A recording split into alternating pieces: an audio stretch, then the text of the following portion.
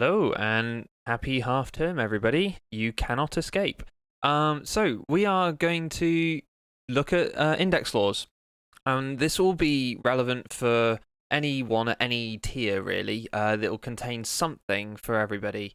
We're going to look at all of our standard index laws that you would have seen in perhaps year 7 and year 8. We're going to look at our more complicated index laws that we would have seen in year 9 when I started teaching you.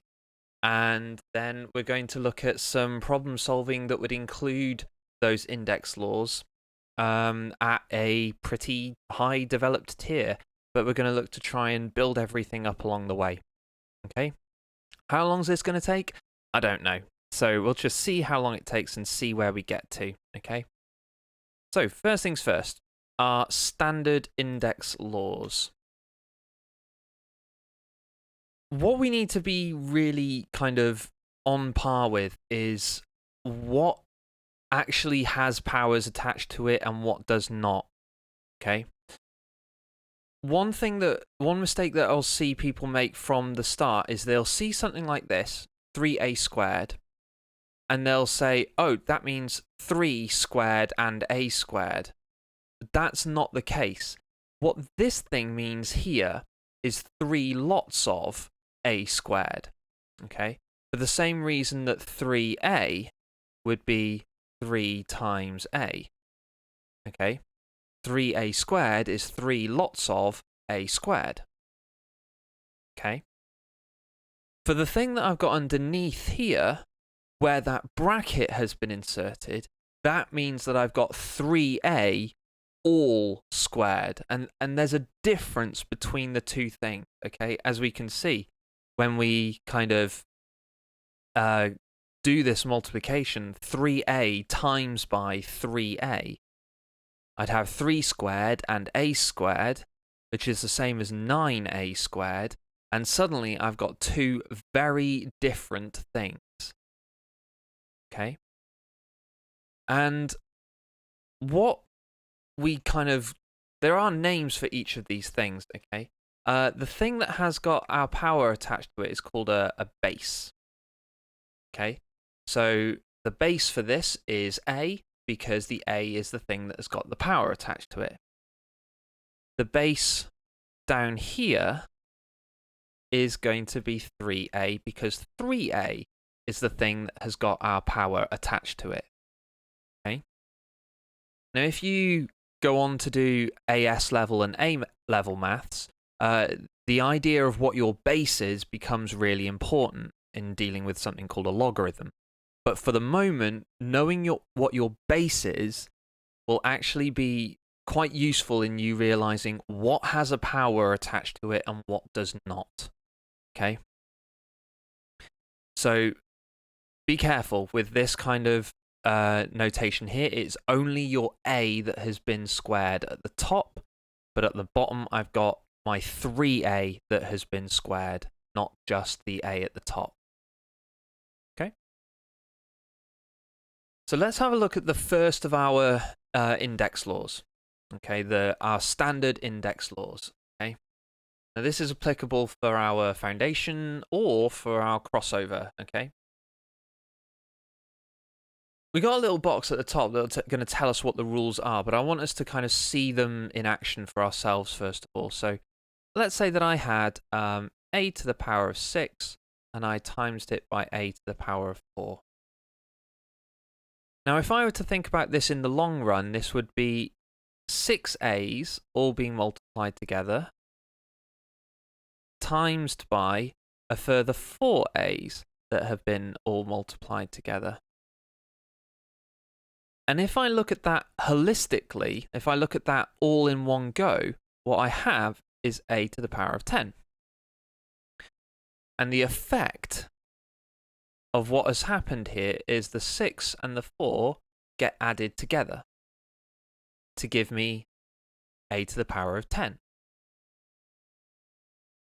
And even if I were to take a slightly more complicated example, if I were to take, for example, 2.5 a to the power of 3 times 4, 5, let's make it not too crazy, times a to the power of 4, I would have 2.5 times 3a's multiplied together, because it's 2.5 lots of a to the power of 3, times by 4 lots of a to the power of 4.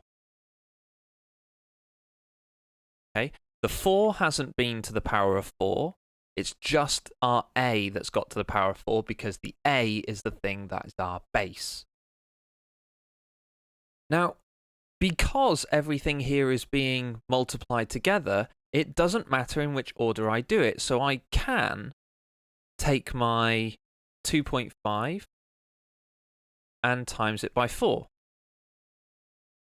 And then separately, I can take my a's and times them together. Now, 2.5 times by 4 is equal to 10. Let's keep it in the same colour. So we're going to have 2.5 times by 4, which is 10. And then separate to that, I'm going to have a to the power of 7. Those things are being multiplied together, so that's the same as us saying 10 lots of a to the power of 7.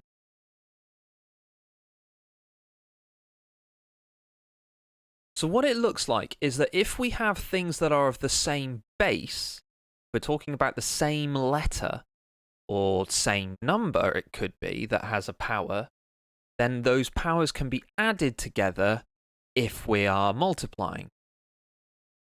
And, you know, that could even be looked at like in standard form.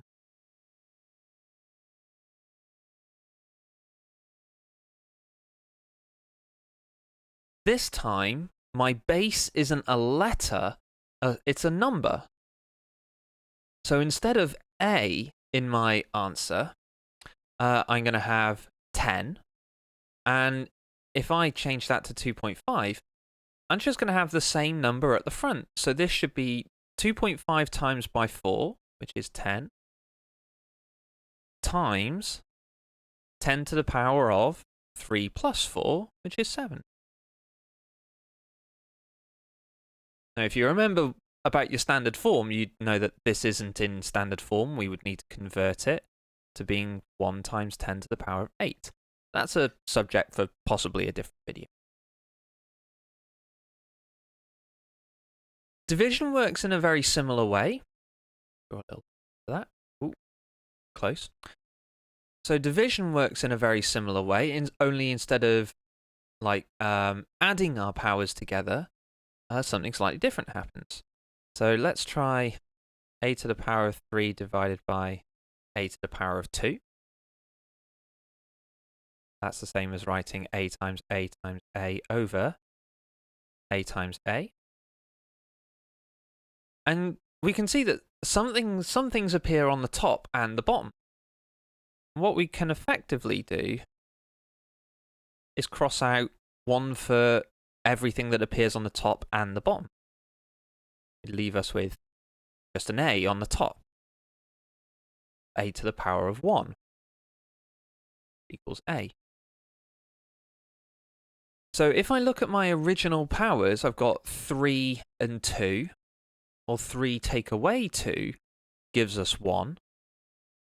So it looks like when I'm doing a division, my powers subtract, which is also true. We can take a slightly more complicated example. Like that. And we can do the same. So this would be the same as us saying 8 divided by 4 for our front, like we did 2.5 times by 4 on the top. So 8 divided by 4 is 2. And then a to the power of 2 divided by a to the power of negative 2. Division means that we subtract our powers. 2 take away negative 2, the same as saying 2 add 2, is 4.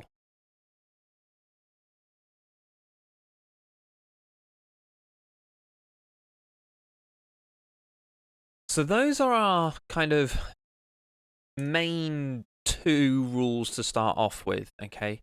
If we're multiplying the same base together, means that we can add our powers. And dividing the same base means that your powers will be subtracted, okay?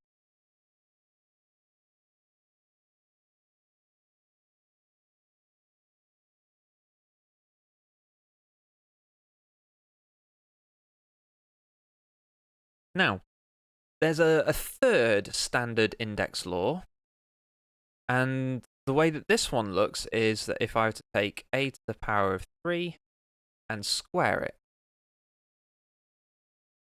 Now, we know that a power is just like a repeated multiplication. So this is a to the power of 3 multiplied together twice. Now, if we were to write that out in long form, we would have... Oh, no, we wouldn't have that. We would have this. A times A times A times A times A times A. And if we count those up, we get that. Now, if we look from start to finish, we can see that the 3 and the 2 have essentially been multiplied together to give us 6, which is a nice little shortcut.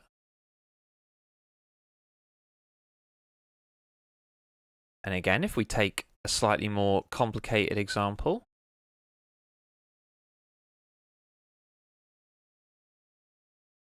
this would be the same as negative 2a to the power of 4 times negative 2a to the power of 4.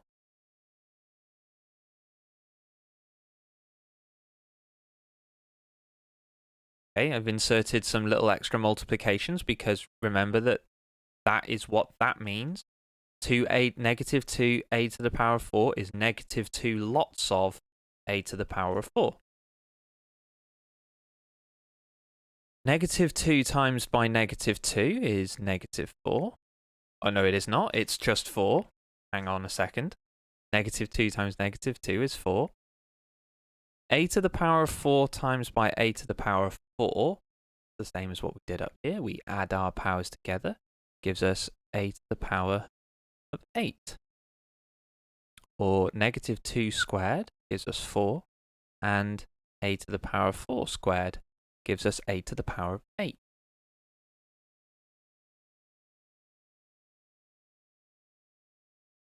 Okay, and you might see these kind of written as rules from time to time. So the top one you might see is let's do it a different way. Let's do x to the power of a times by x to the power of b equals x to the power of a plus b. Or you might see x to the power of a divided by x to the power of b equals x to the power of a take away b. And for the final one, you might see x to the power of a to the power of b equals x to the power of a b, or a times b.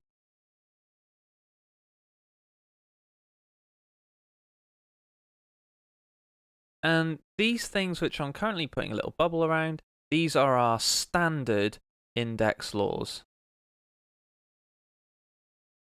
Okay, and we should be familiar with them in some way, shape, or form. Okay.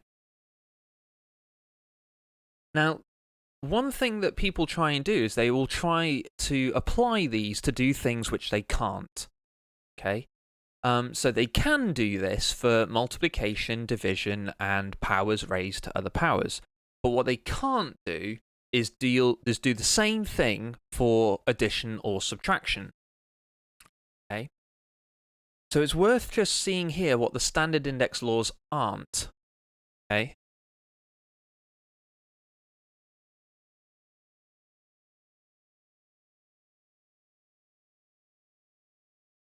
Now, what I've seen people do a lot is write that 3a to the power of 4 plus 4a to the power of 7 is equaling 7a to the power of 11, which it most certainly does not. Okay, this does not equal 7a to the power of 11. Okay, the only way that you can make an addition or a subtraction work in terms of powers is if you have the same letter and the same power. Okay, your bases and powers must be the same. Okay, so I couldn't do 4a squared plus 3a cubed because our powers are not the same. They must be the same for addition or subtraction. This does not equal 7a to the power of 5. Okay, the only way that it should work, if I just draw a line under there, is if I had, for example, 3a squared and I added another 4a squareds. That we can do because we are talking about the same thing. It's like I'm saying I've got 3 of one thing and I add another 4 of the same thing. So in total, I would have 7 of that thing. Note that the power does not change. Okay? And that is the only thing that we can do in terms of addition or subtraction. Okay? Your letter must be the same and your power must be the same. Okay? That's why I can't do something like 3a plus 4a squared. That would only equal 3a plus 4a squared. Okay? I can factorize it, for sure, but I can't simplify it through addition. Okay? My power has to be the same in order for us to do any kind of addition or subtraction. Okay? Power and base must be the same.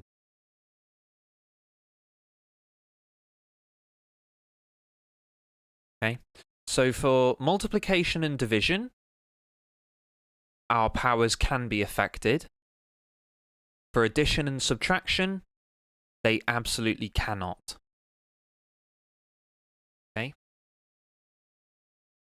so if you're expanding some brackets and you get that you have some terms which have the same letter and the same power, that's why you can simplify them. But if you've got two terms which don't have the same letter and the same power, that's why those things must stay separate from one another. Okay.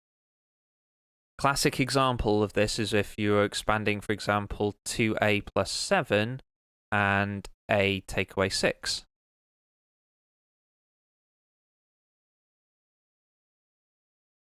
Yeah, 2a times a is 2a squared. 2a times negative 6 is negative 12a. 7 times a is 7a. And 7 times negative 6 is negative 42. That's why we simplify those two bits, but not the a squared part. So this would be the same as 2a squared, take away 5a, take away 42. Okay, something to be mindful of. That's what they're not. Okay. Now, those are the kind of the core ones which we all need to know about for 100%, okay? Addition and subtraction, your powers and letters must be the same first. And multiplication and division, you've got to have the same letter, but then your powers gets affected by whatever operation you're doing. Some other things that we will want to know as well is what anything to the power of 0 is. Okay? And there's just a very short answer to that. If we have something, absolutely anything, to the power of 0, it's 1. Okay? So I could have a to the power of 0. It would be 1. I could have 139 to the power of 0. It would be 1. I could have 4,862,000 to the power of 1. Oh, sorry, to the power of 0. And it would be 1. Okay. There is an explanation as to why, but if you're happy remembering just that little fact by itself, that's fine. That's all we need to know. One thing to be careful of, though, is that if you have, for example, 4a to the power of 0, remember that this meant 4 lots of a to the power of 0. So it's not that the whole thing becomes 1, it means that just your base with the power becomes 1. So that would just be 4. Okay. If you want this little explanation as to why, feel free to watch this next little bit. It'll take a couple of minutes, but if you see the slide change over to the next slide, then you'll know that this little explanation is over. So, why? Let's take any base. Let's just, for the sake of example, let's take base 2. So 2 to the power of 3, which would be 2 times 2 times 2 is 8. 2 squared, which is 2 times 2, equals 4. And 2 to the power of 1, well, that's just 2. Now, if you observe what's going on here, each time we drop our power by 1, each time I drop my power by 1, my overall answer gets divided by 2. Just as though if I was to increase my power by 1, my answer would get multiplied by 2. And that's because we're dealing in base 2. So if I had to take 2 and divide it by 2 again, that should give me what 2 to the power of 0 is. Now 2 divided by 2 is 1. And I can repeat this exercise with any base at all. And what I'll get is the same kind of pattern forming where I'm dividing by whatever my base is to go down, and eventually I get my base to the power of 0 is equal to 1. So that's a little explanation as to why.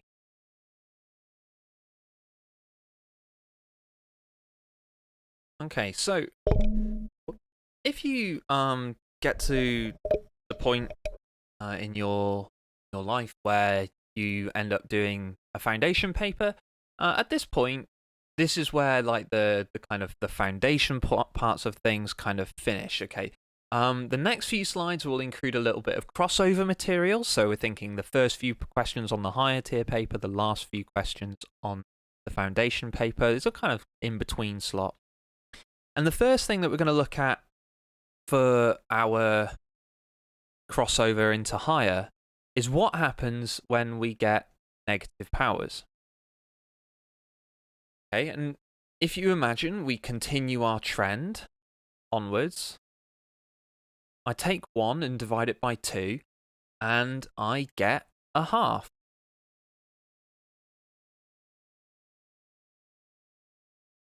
And I can continue it further and say 2 to the power of negative 2 and divide it by 2 again. And if I take a half and I divide that by 2, cut it in half, I would get a quarter. Now, if you relate what you see down here to what we had above, a half is 1 over 2 to the power of 1. A quarter is 1 over 2 to the power of 2. Okay? So what we see is that we see a kind of reciprocal effect. We see that we have a 1 over what we originally had as our base, and then we can change our power to the positive power. If I were to take 2 to the power of negative 3, I would see that as 1 over 2 to the power of 3, which is 1 over 8. And sure enough, we can see that our pattern continues exactly as it should. Okay. So, what that means for negative powers, then, is that if we take any base, so let's change it up and say base A, and I've got a to the power of a negative number. I've just called it negative n. This will be the same as 1 over a to the power of positive n. Now, where we've seen this before is what we call a reciprocal. Okay, so if I were to take a fraction, for example, and have a over b to the power of negative n, that would be the same as performing the reciprocal to the positive power, okay? Which would be b over a to the power of positive n. Okay, we do a reciprocal.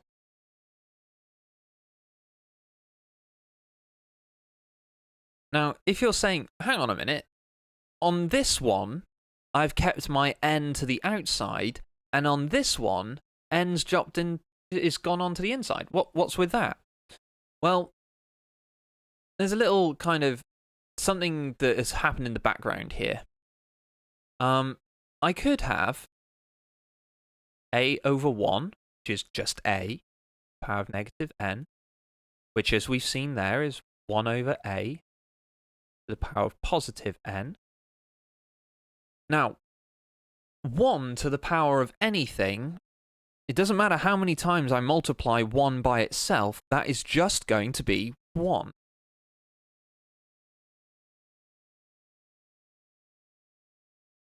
And if I do a to the power of n, well, that's just going to be a to the power of n. So that is a little explanation as to why we see it like this, but for our fractions, we see it slightly differently.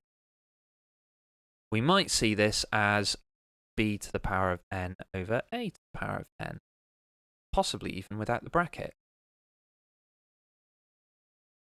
Okay, so that's what we mean by a negative power. A negative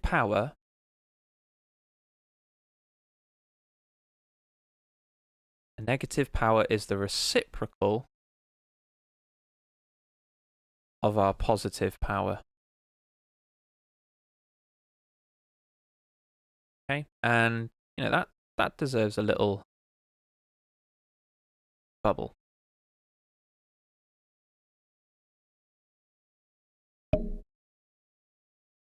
Okay, so as a where's my map? There it goes. As a cheeky quick example, we could have 3 to the power of negative 2. That would be the same as 1 over 3 to the power of 2 is 9. I could have 4 25ths. That was a bad example, but we'll live with our decision. 4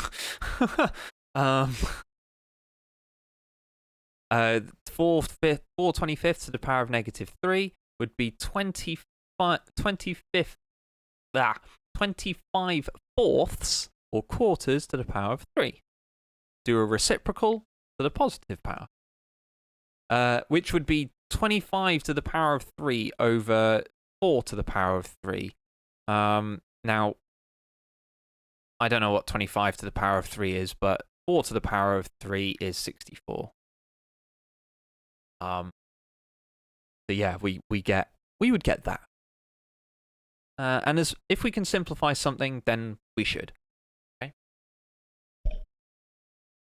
Right, so we've nearly hit the half-hour mark, and we've got one real main thing left. So let's take a look at that. And that main thing that we're left with now is powers, where our powers are fractions. Okay, and where we will then extend that into thinking of powers of negative fractions, that's where you typically get into your higher tier only. Okay, so we're going to have a look at some fractional powers. So let's just take a thing. We know that, for example, we know at this point that x to the power of 1 times by x to the power of 1 will equal x to the power of 2. Because if I'm multiplying things with the same base, we can add their powers together. That's all very well. But what happens if I take x to the power of half and times it by x to the power of half? I should get x to the power of 1. Now, from our knowledge of surds, what this implies is that this is the same thing as saying root x times root x equals x. Because if I take the square root of something and multiply it by itself, I get the square root of x squared, which is just equal to x. So what this means, what this definitely means, is that x to the power of a half is the same as us taking the square root of x. And I can do a very similar thing with thirds or quarters or fifths. I could say that x to the power of a third times x to the power of a third times, you guessed it, x to the power of a third should equal x to the power of 1, because 3/3 added together gives us 1, which definitely implies that x to the power of a third equals your cube root of x.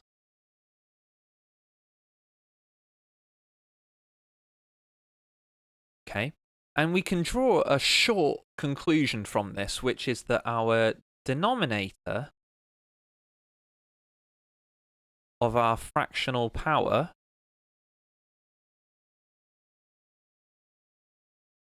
tells us the type of root.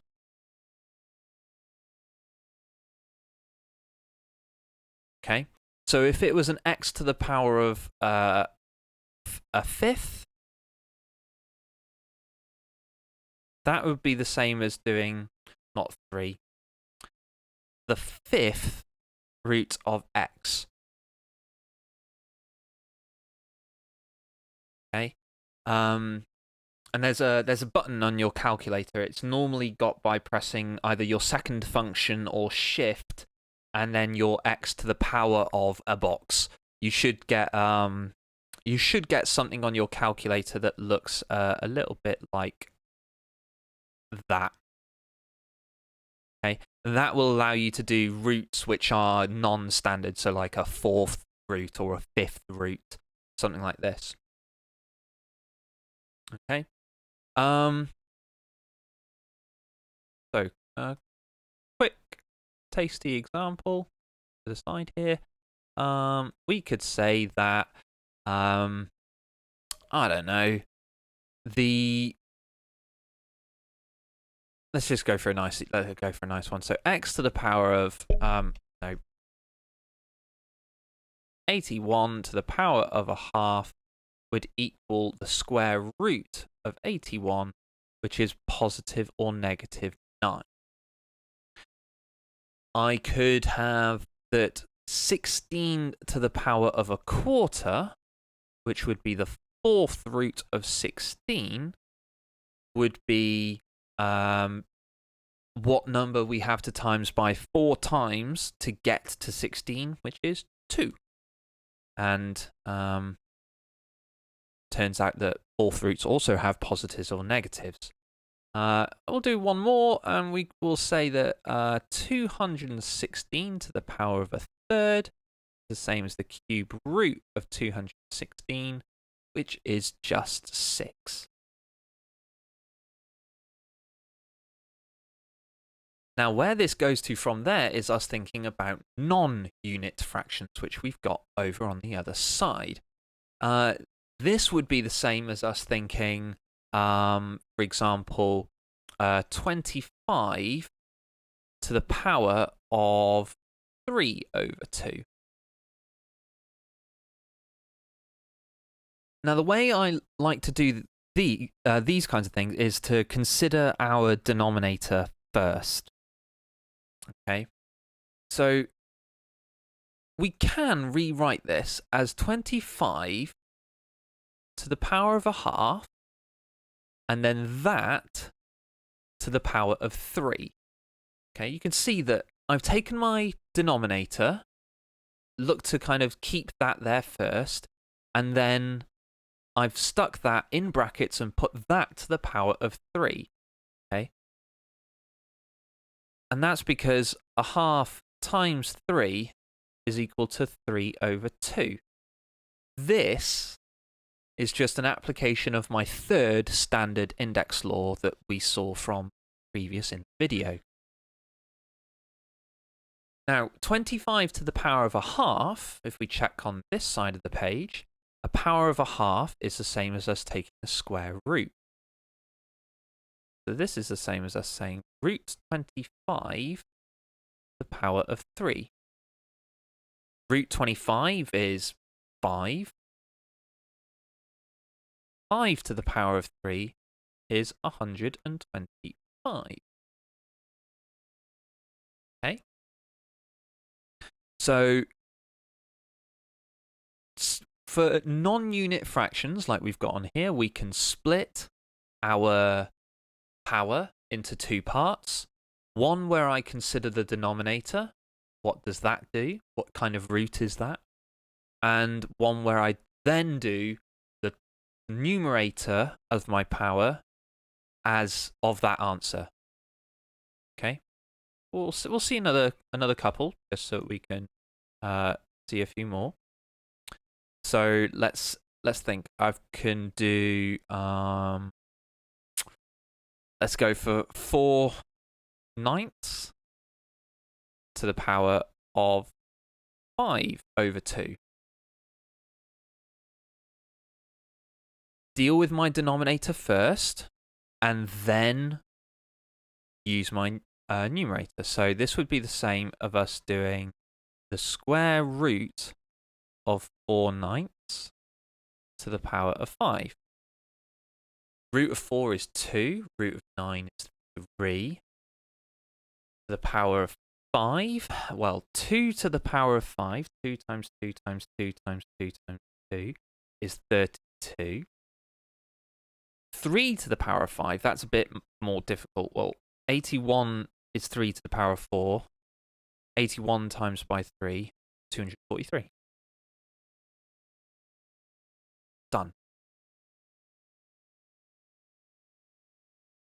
Now, there's no reason as well why we can't throw a negative in there, just to make things even tastier.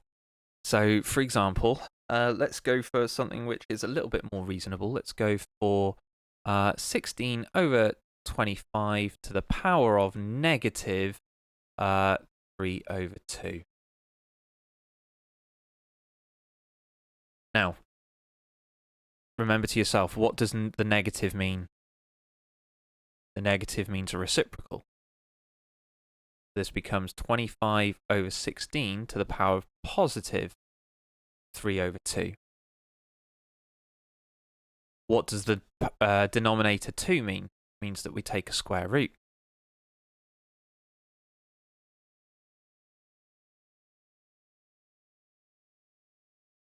Root 25 is 5. Root 16 is 4. Then we can do that to the power of 3.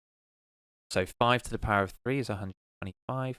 4 to the power of 3 is 64. Done. Okay. Now, this video is already 40 minutes long, but we have there every index law and every possible use of those index laws just as kind of skills. Okay. what I'm going to do is I'm going to upload onto Teams this video and also a little exercise for you to have a look at has answers attached to it. And I'm also going to put a problem question, okay, which will use index laws in some way, shape, or form in terms of simplifying your answer, okay? I will then add a quick little video tutorial for the solution to that problem because I think some explanation to go with it will go well. So, you know what to do. You've got to try some stuff out now. You've got to do something with this knowledge, okay? It's all very well me telling you what the knowledge is all about. It's up to you to then go and do it and go and practice it and try it out for yourself. You get better at maths by doing maths, okay? So, off you go.